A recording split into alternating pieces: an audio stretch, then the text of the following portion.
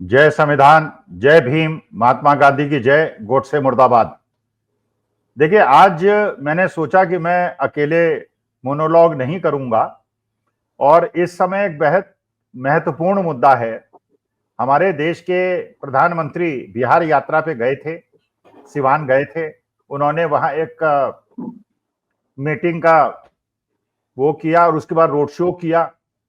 और क्योंकि बिहार एक ऐसी स्टेट है, ऐसा राज्य है जो बहुत ज्यादा जागरूक रहता है, बहुत ज्यादा प्रबुद्ध राज्य है और वहां के लोगों से बहुत कुछ सीखने को मिलता है। तो इसलिए आज मैंने सोचा कि मैं बिहार के ही एक ऐसे व्यक्ति जो ज्ञान का भंडार हैं, और मैं कई बार इनको डिबेट में सुनता रहता हूं, 2-3 डिबेट में मैं भी इनके साथ बैठा, तो मैं प्रभावित हुआ इनके जो जिस प्रकार से ये बात करते हैं। और इसलिए मैंने सोचा कि आज मैं मोनोलॉग न करके बिहार के जो उस जमीन पे जहां पे ये मोदी जी गए थे और किस पर्पज से गए थे, क्या किया उन्होंने, क्या पाया, जनता का क्या फीलिंग है, और बिहार इलेक्शन जो होने वाला है 6 महीने के बाद, उस पर इसका क्या प्रभाव पड़ेगा।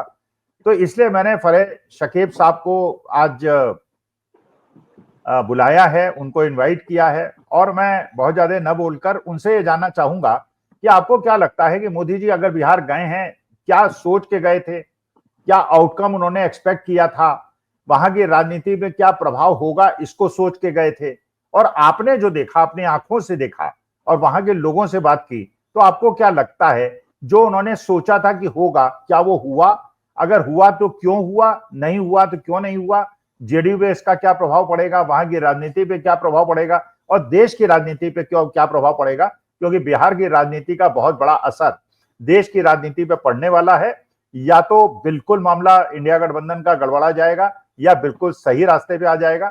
चुनाव आयोग को तो जो करना था वो बिहार चुनाव के पहले उन्होंने कर दिया है, तो बहुत ज्यादा सचेत रहने की भी आवश्यकता है। तो इसलिए फरहद साहब, मैं आपसे ये जानना चाहूंगा कि आपका खुद का विश्लेषण क्या कहता है। बहुत शुक्रिया स्वामी सर, मुझे इनवाइट करने के लिए। नरेंद्र मोदी जी अभी महीने महीने बिहार का दौरा कर रहे हैं और अभी जो दौरा उनका फिलहाल चल रहा है वो तमाम सरकारी खर्चे पे चल रहा है।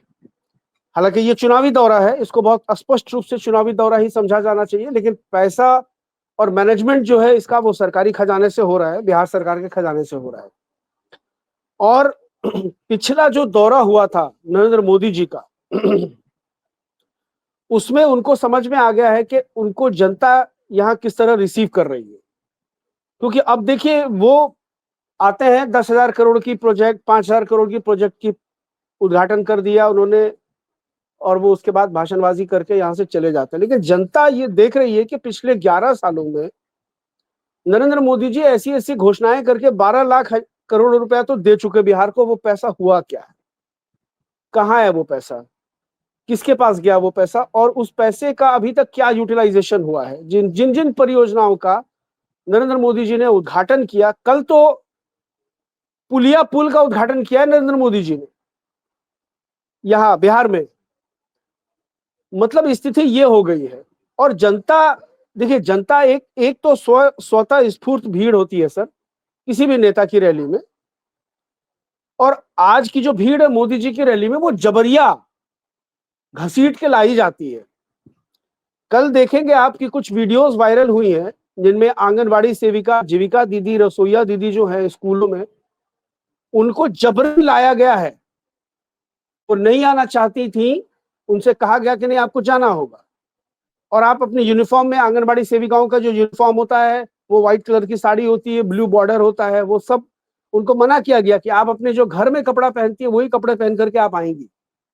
सरकारी कर्मचारियों को लाया गया, सरकारी बसों को, और बस स्टैंड से जो है प्रशासन ने बसें जब्त करके लोगों को बिठा बिठा के भेजा है कि आप जबरन जाइए। और उसके बाद मोदी जी जो है अपनी जो है लफाजी करते हैं यहाँ। मतलब एक वो जो 2014 वाले मोदी जी थे कि उनको सुनने के लिए लोग लाखों की भीड़ ऐसे ही आ जाती थी, अब वो भीड़ आ नहीं रही है। और अभी भी सर मैं पूरी जिम्मेदारी से आपको बिहार की इसी सरजमीन से कह रहा हूं कि लालू जी अगर थोड़े से स्वस्थ होते, थोड़े से मूवमेंट करने के काबिल होते, तो लालू जी की एक रैली इनकी 5 रैलियों को धो पोछ के बराबर कर देती। आज भी लालू जी के जितना बड़ा मास पुलर लीडर बिहार में कोई नहीं है, इवन नीतीश कुमार भी नहीं है। तो जिस तरह से वो जनता से कनेक्ट करते हैं अपने आप को, जनता को ये लगता है कि वो मेरे बीच का कोई आदमी है जो हमसे बात कर रहा है। मोदी जी तो आध्यात्मिक टाइप से बात करते हैं, सिंदूर दौड़ रहा है, गरम सिंदूर दौड़ रहा है, मतलब कोई कुछ भी बोल देना है। जनता किस तरह से रिसीव करती, और इनको कुछ नहीं समझ में आता है। बिहार में आके ये अभी इस साल ये 4 या 5 बार आ चुके हैं बिहार।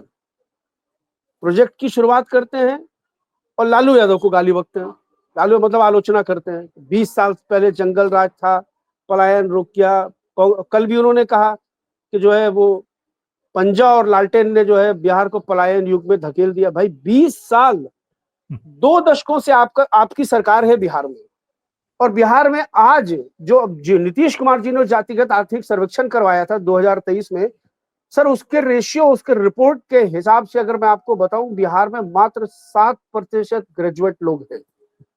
आप शिक्षा का अंदाजा लगा सकते हैं सर। बिहार में only 7% graduates are in Bihar. नहीं फराज साहब, एक चीज मुझे ये बताइए। देखिए, यही स्थिति हमने महाराष्ट्र में देखी थी। महाराष्ट्र के अंदर आंधी चल रही थी महाविकास अघाड़ी की, जो पार्लियामेंट के अंदर दिखाई पड़ गई थी, लेकिन वो असेंबली में रिफ्लेक्ट नहीं हुई। और बाद में आरोप लगे और सिद्ध भी हुए कि भाई जितने एलिजिबल वोटर्स हैं उनके ज्यादा लोगों ने वोट कैसे दे दिया। ये भी बात हुई कि साहब 5 बजे के बाद जो लोग लाइन में खड़े हुए वही वोट दे सकते थे, लेकिन वो 8% वोट नहीं हो सकते थे, कि वो 8% का मतलब रात को 2 बजे तक लोगों ने लाइन में, लेकिन जवाब नहीं मिला, सेटिस्फैक्ट्री जवाब नहीं मिला। यही हमने हरियाणा में देखा। मैं तो हरियाणा में बैठा हूं। हरियाणा के अंदर पूरी एक स्थिति बन गई थी, जनता खुद चुनाव लड़ रही थी, लेकिन जीती भारतीय जनता पार्टी। देखिए, असली मुद्दा यह है, चुनाव आयोग ने तो अपनी मंशा साफ कर दी। उसने जो नियमों में परिवर्तन किया, इसका मतलब जो राजीव कुमार ने खेल किया था वही ज्ञानेश कुमार करेंगे। इससे लड़ने के लिए बिहार की जनता, बिहार की राजनीतिक दल किस प्रकार से तैयार हैं, या हम लोग फील्ड सिचुएशन देखेंगे, आप लोगों से बात करेंगे, आप कहेंगे कि वहां पे ये इंडिया गठबंधन जीतेगा, और बाद में पता चलेगा कि वैसे ही होगा, जेडीयू को 10 सीट मिलेगी, बीजेपी को 125 सीट मिल जाएगी, अकेले अपने बल पे 140 के, और बीजेपी सरकार बनाएगी और नीतीश कुमार एकनाथ शिंदे बन जाएंगे। तो इस बात का क्या गारंटी है कि जो फील्ड सिचुएशन है वो इलेक्शन रिजल्ट में रिफ्लेक्ट होगी? सर देखिए, यहाँ बिहार की जनता का जो स्वभाव है, बिहार की जनता के बारे में कहा जाता है कि उड़ती चिड़िया को हल्दी लगा देती है। तो यहाँ डेटा मैनिपुलेशन उनके लिए इतना आसान नहीं होगा। सर आप डेटा मैनिपुलेशन वहां कर सकते हैं जहां 500,000 का डिफरेंस होता है, 2,000 का डिफरेंस होता है। जनता ने यह तय कर लिया कि मार्जिन इतना बड़ा कर देना है कि डेटा मैनिपुलेशन नहीं कर पाएंगे ये। और आप अगर बिहार आइए, आप अभी, और आप बिहार आएंगे सर, मैं आपको बता रहा हूं, बिहार पे जो राजनीतिक विमर्श होता है वो चाय की टपरियों पे होता है। मॉर्निंग वॉक करने वाले जो अंकल लोग हैं वो भी जाते हैं, तो वो भी फिर वापस आके चाय की टपरी पे बैठ के चाय पीते हैं, वहां मॉर्निंग वो। और आप एक रिक्शा चलाने वाले से, एक रेडी पटरी वाले से अगर उसके अपने विधानसभा के जातीय गुणागणित को पूछेंगे, वो आपको सब बता देगा कि हमारे विधानसभा में किस जाति का कितना वोटर है, उसको सब पता होता है। मोमेंटम वही बनाता है, बिहार में मोमेंटम वही बनाता है, और यही वजह है। और बिहार चूंकि सर देखिए, बिहार चूंकि जनता पार्टी का वोटर्स रहा है, बिहार जनसंघ का वोटर बिहार में कभी भी नहीं रहा है। बहुत ज्यादा स्ट्रांग पावर में जनसंघ भी बिहार में नहीं था। ये जनता पार्टी का वोटर्स ही है जो आज राष्ट्रीय जनता दल के साथ है, थोड़ा सा हिस्सा उसका, थोड़ा सा जनता दल यूनाइटेड के साथ है। यही तो डिवाइड होकर रीजनल पार्टीज बने हैं। तो उसकी सोच इतनी कम्युनलाइज नहीं है। तो इनके साथ सबसे बड़ी चिंता ये है, आप देखेंगे कि साइमल्टेनियसली नरेंद्र मोदी जी बिहार में दौरा कर रहे हैं, और ये जो पर्ची वाले बाबा हैं, ये इस तरह के जितने हैं, ये सब इनका भी दौरा हो रहा है लगातार। वो दरअसल इसलिए हो रहा है कि हिंदुत्व का जो पुनर्जागरण वाला मामला है उसको जनता के बीच में पेनिट्रेट किया जाए। और इस वक्त नीतीश कुमार को राजद से खतरा नहीं है सर, कांग्रेस से खतरा नहीं है, नीतीश कुमार को भाजपा से खतरा है। और भाजपा का एकमात्र लक्ष्य यह है कि नीतीश कुमार को 2025 में निपटा देना है। उसकी एक वानगी सर मैं आपको कल बता रहा हूं। देखिए, कल मोदी जी आए, इन्होंने पिछला जो रोड शो किया था पटना में, इनको तभी समझ में आ गया था कि यहाँ ये जो है ऑपरेशन सिंदूर और नसों में गरम सिंदूर वाला मामला, ये सब जनता यहाँ रिसीव नहीं करेगी, इसलिए इन्होंने कल एक शब्द नहीं बोला उस पर, एक शब्द भी ऑपरेशन सिंदूर पे, पहलगाम पे नहीं बोला इन्होंने। लेकिन लालू यादव को लेकर के इन्होंने कहा कि बाबा साहब का अपमान किया है। वो एक वीडियो वायरल हुई है कि एक कार्यकर्ता है, जन्मदिन पे उनके पास जाता है, उनको फोटो वो देता है, वो हाथ से रिसीव भी नहीं करते, वो फूलों का, वो तो मतलब इतने ज्यादा अस्वस्थ हैं कि वो मूवमेंट भी नहीं करते, हाथ मुंह भी नहीं चलाते हैं। और उसको उन्होंने मुद्दा बनाया कि देखिए लालू जी यहाँ अंबेडकर को पैर के पास रखते हैं, मैं तो अंबेडकर को दिल में रखता हूँ। लालू जी के बारे में आप सब कुछ बोल सकते हैं, उनको चाराचोर बोल देंगे, जनता रिसीव कर लेगी। लेकिन आप लालू जी को व्यभिचारी बोलेंगे, जनता रिसीव नहीं करेगी। लालू जी को आप अगर कहेंगे कि उन्होंने बाबा साहब का अपमान किया, जनता रिसीव नहीं करेगी। जनता उस तरह से उसको नहीं लेगी, उनको लगेगा, जनता समझ जाएगी। फरेज साहब एक चीज और बताइए, जो मुझे लगता है, जो हम लोग दूर बैठे हुए हैं, जैसे कांग्रेस ने वहां पे राजेश राम को अध्यक्ष बनाया और आपने देखा कि आरजेडी ने भी बड़ी चतुरता का मूव करते हुए ईबीसी को अपना अध्यक्ष बनाया। क्योंकि देखिए, मुझे जो बाकी देश के लोगों को लगता है कि बिहार के अंदर देखिए कमिटेड, ये पक्का है कि समोट बीजेपी को वोट करेगा, ये बिल्कुल पक्का है कि यादव और मुसलमान जो है वो आरजेडी को वोट करेंगे, ये बिल्कुल पक्का है। अब असली वोट, जो फ्लोटिंग वोट है, वो है दलितों का और ईबीसी का, जिसमें बीजेपी खेला करती थी जेडीयू के माध्यम से।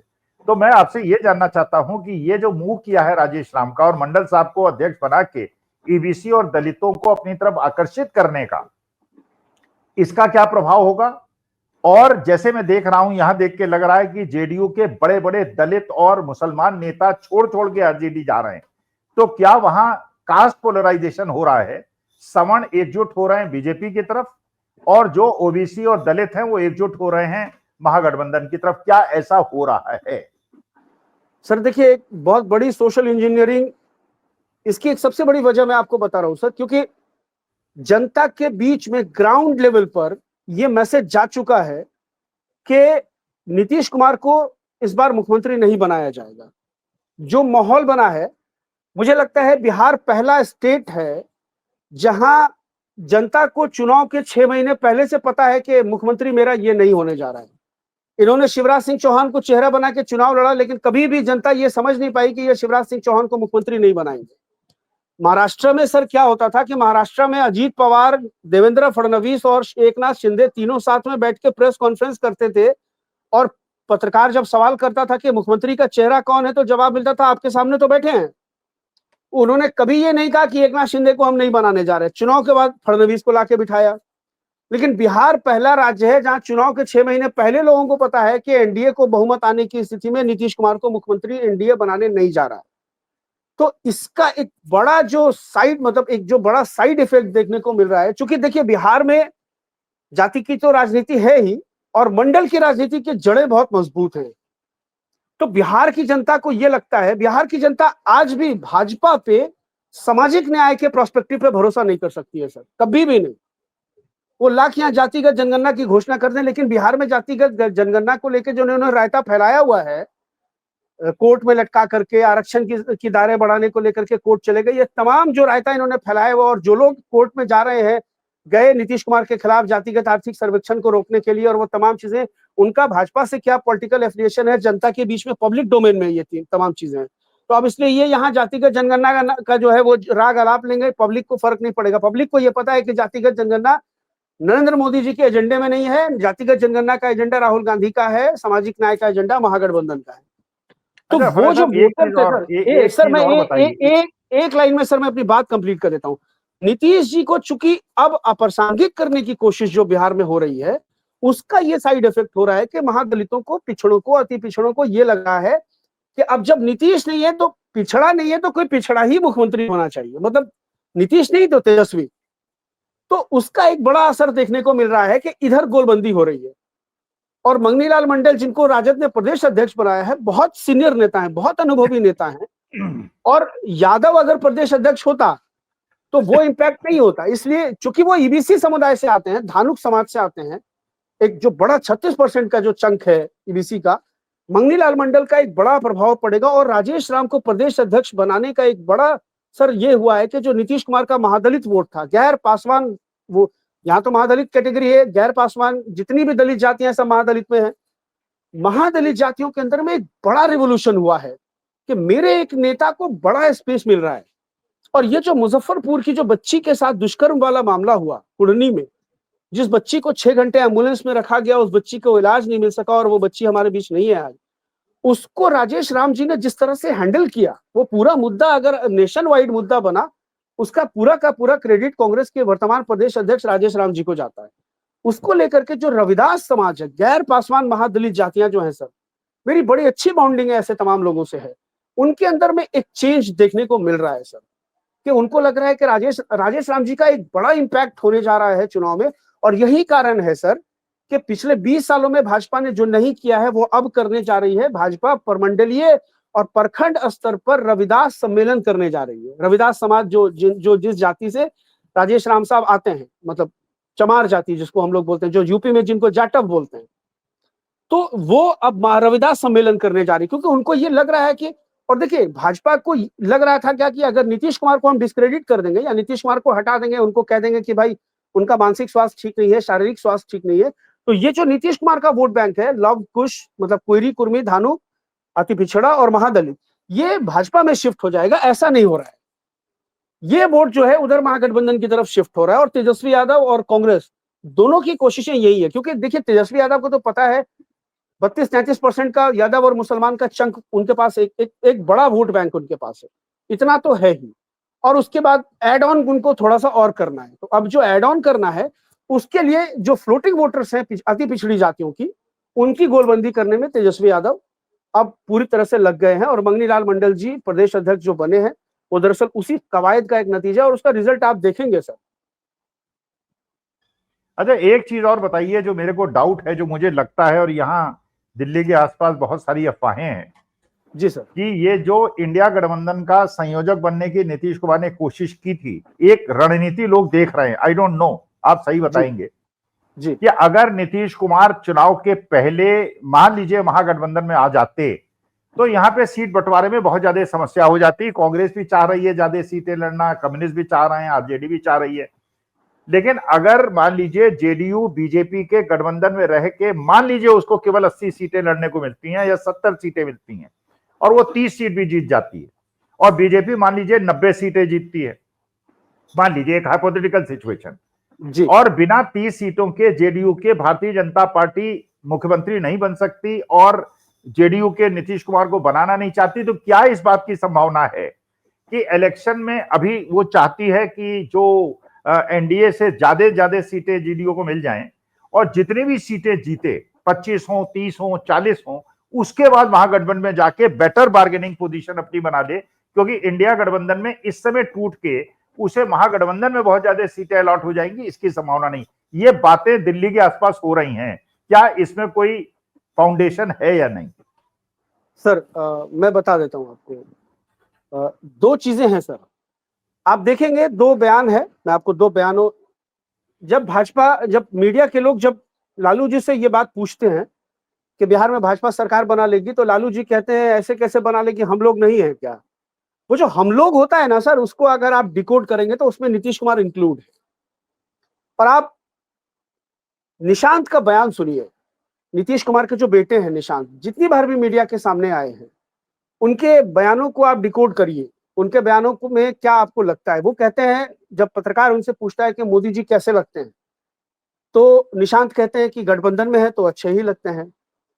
और मतलब, और उसके बाद लालू यादव के बारे में क्या है, तो लालू यादव हमारे अंकल हैं।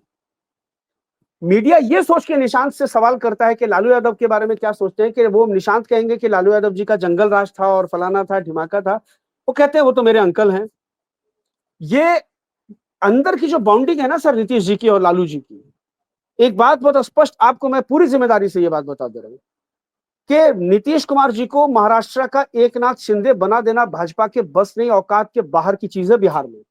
क्योंकि भाजपा को ये पता है और नीतीश कुमार भी जानते हैं कि जिस दिन नीतीश कुमार के साथ डिच करेगी भाजपा, नीतीश कुमार की पूरी पार्टी को रेस्क्यू करने के लिए लालू यादव का एक बड़ा बैक सपोर्ट उनके साथ खड़ा हुआ है।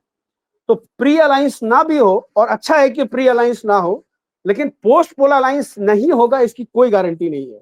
जिस दिन भाजपा ये खेल करना चाहेगी कि नीतीश को अलग करके, इसलिए भाजपा इस कवायद में लगी है कि minus Nitish, including Jitan Ram Manjhi, Upendra Kushwaha and Chirag Paswan, उसके पास बहुमत की सीटें पूरी हो जाए तो नीतीश जी की जरूरत नहीं पड़ेगी। लेकिन अगर नीतीश जी के साथ भाजपा सरकार बना के नीतीश जी के विधायक दल के सहयोग से अगर एनडीए की सरकार बनती है और उस स्थिति में भाजपा ये चाहे कि नीतीश जी को हटा करके हम अपना मुख्यमंत्री बना दें, नीतीश जी उसी वक्त गाड़ी निकालेंगे अन्य मार्ग से और सीधा राजभवन पहुंचेंगे और समर्थन पत्र देंगे आरजेडी को। और लालू जी को कोई जल्दी नहीं है तेजस्वी यादव को मुख्यमंत्री बनाने की, क्योंकि लालू यादव एक बात बहुत अच्छी तरह जानते हैं। एक फरेज साहब, एक और इसके से जुड़ा हुआ प्रश्न है, आखिरी प्रश्न है। वो प्रश्न ये है कि मैंने ये सुना है कि आरजेडी ने और जेडीयू ने ये डिसाइड कर लिया है कि जेडीयू को जो भी सीटें मिले वो आरजेडी से उसका सामना हो। जी, मान लीजिए 100 सीटें जेडीयू लड़ती है और वही 100 सीटें आरजेडी लड़े, तो मानी बात है कि बीजेपी अगर उसमें हेरफेर कर भी देती है, मान लीजिए चुनाव आयोग के माध्यम से करा भी देती है और सीटें जेडीयू को जिता देती है, मतलब या तो जेडीयू जीतेगी या आरजेडी जीतेगी, अगर बीजेपी लड़ेगी ही नहीं। इसका माने वो कह रहे हैं कि कांग्रेस और कम्युनिस्ट तो बीजेपी से लड़े और आरजेडी जेडीयू एक दूसरे के खिलाफ लड़े, जिससे 100 सीटें तो पक्की हो गई। अब उन्हें चाहिए केवल 25 सीटें। अगर कांग्रेस और सीपीआई सीपीएल, और जानते हैं सीपीआई एमएल की अपनी 15-20 सीटें तो कहीं जाने वाली है नहीं, तो कांग्रेस को अगर 30-40 सीटें मिल गई तो मेजोरिटी मिल गई। लेकिन जेडीयू और आरजेडी अगर आमने सामने लड़ेंगी तो जो मैनेवरिंग करती है बीजेपी वो भी खत्म हो जाएगी। ऐसी बातें दिल्ली के आसपास हो रही हैं। बिल्कुल सही हो रही है सर। डेटा मैनिपुलेशन की स्थिति में भी होगा क्या, वहां जेडीयू जीतेगी ना, भाजपा नहीं जीतेगी। तो जेडीयू के जीतने के बाद बिहार की जनता को भी ये पता है, और मैं बतौर मुसलमान भी आपको बता रहा हूं कि मुसलमानों को अभी भी नीतीश कुमार से उतना दिक्कत नहीं है। और बिहार की जनता ये चाहती है, बिहार की जनता मैंडेट देना चाहती है नीतीश जी, मतलब ऐसा मैंडेट देना चाहती है कि बिना नीतीश जी के कोई गवर्नमेंट नहीं बने। तो ये हो सकता है कि पोस्ट पोल अलायंस हो जाए। तेजस्वी के पास अभी बहुत टाइम है। लालू जी को पता है कि एक बार अगर भाजपा का मुख्यमंत्री पटना में बैठ गया तो फिर 15-20 साल तेजस्वी मुख्यमंत्री कुर्सी से दूर हो जाएंगे। बिल्कुल। तो चलो 5 साल और नीतीश जी के पास क्या है, इस बार मुख्यमंत्री बनेंगे, 5 साल और हो सकता है बीच में स्वेच्छा से नीतीश जी अलग खुद ही हो जाएं अपने स्वास्थ्य को देखते हुए और तेजस्वी को मुख्यमंत्री बना दें। तो ये लालू जी को पता है, ये लालू जी जानते हैं, राबड़ी जी भी जानती है। आप देखेंगे कि कभी भी। चलिए फराज साहब, आपसे आज जो बात हुई बड़ी अच्छी हुई और अच्छा लगा, मुझे अच्छा लगा, पहले भी अच्छा लगा था, आज भी अच्छा लगा। फिर आपसे मिलेंगे, फिर वार्ता करेंगे और डिटेल में एक सीरीज की तरह। बिहार का इलेक्शन होने वाला है तो बिहार पे हमें कंसंट्रेट करना है। आप बिहार में बैठे हैं, वहां सारी चीजों को देखते हैं, फिर आपसे मुलाकात होगी। We will meet again. नमस्कार।